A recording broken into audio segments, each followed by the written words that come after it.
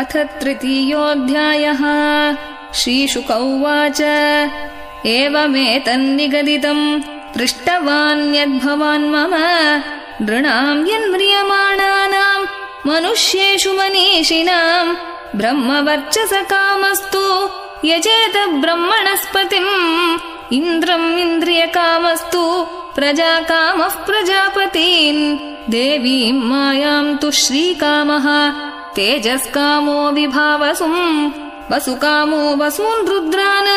वीर्यकामोऽथ वीर्यवान् अन्नाद्यकामस्त्वदितिम् स्वर्गकामोदिते सुतान्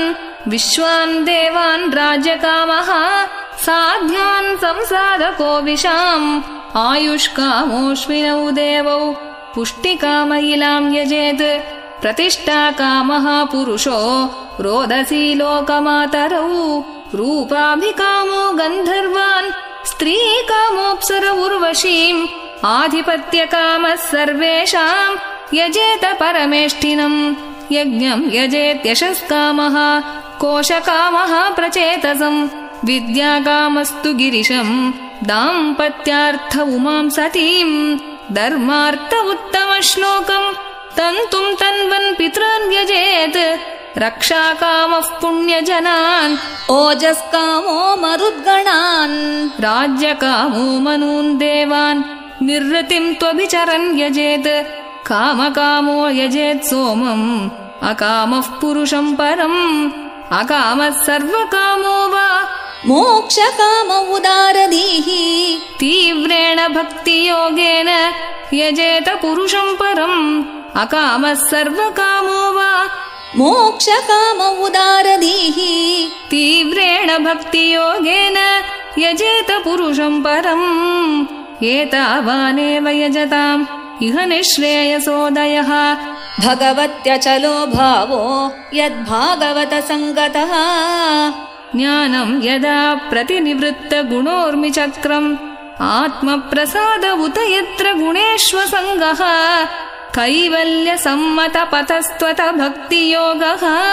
को निर्वृतो हरिकथासु रतिम् न कुर्यात्। शौनक उवाच इत्यभिव्याहृतम् राजा निशम्य भरतर्षभः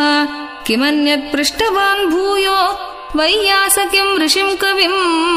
एतत् शुश्रूषताम् विद्वन् सूतनोर्हसि भाषितुम् कथा हरिकथोदर्काः सताम् स्युः सदसि ध्रुवम् स वै भागवतो राजा पाण्डवेयो महारथः बालक्रीडनकैः क्रीडन् कृष्णक्रीडाम् याददे वैयासकिश्च भगवान् वासुदेवपरायणः उरुगाय गुणोदाराः सताम् स्युर्हि समागमे आयुर्हरति वै पुंसाम् उद्यन्नस्नम् च यन्नसौ तस्यर्थे यत्क्षणो नीत उत्तमश्लोकवार्तया तरवः किम् न जीवन्ति वस्त्राः किम् न श्वसन्त्युत न खादन्ति न मेहन्ति किम् ग्रामपशवो परे श्वविड्वराहोष्ट्रकरैः संस्तुतः पुरुषः पशुः न यत्कर्णपथोपेतो जातु नाम गदाग्रजः बिलेपतोरुक्रमविक्रमान्ये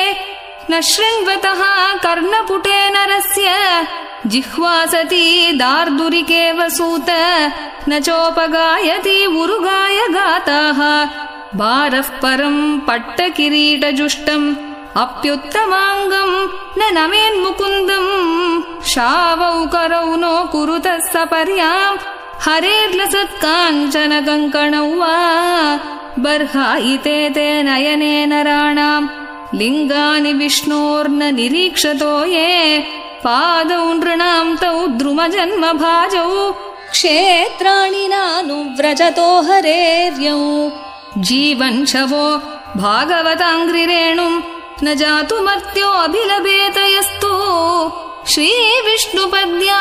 मनुजस्तुलस्याः श्वसञ्छवो यस्तु न वेद गन्धम् तदश्मसारम् हृदयम् बतेदम् यद्गृह्यमाणैर्हरिनामधेयैः न विक्रियेतात यदा विकारो नेत्रे जलम् गात्ररुहेषु हर्षः अथाभिदेह्यङ्गमनोऽनुकूलम् प्रभाषसे भागवतप्रधानः यदा ह वैयासिकिः आत्मविद्या विशारदो नृपतिं साधु पृष्टः इति श्रीमद्भागवते महापुराणे पारमहंस्यां संहितायां द्वितीयस्कन्धे तृतीयोऽध्यायः। श्रीहरये नमः। श्रीहरये नमः। श्रीहरये नमः। गोपिका जीवनस्मरणं गोविन्द गोविन्द। सद्गुरुनाथ महाराज की जय।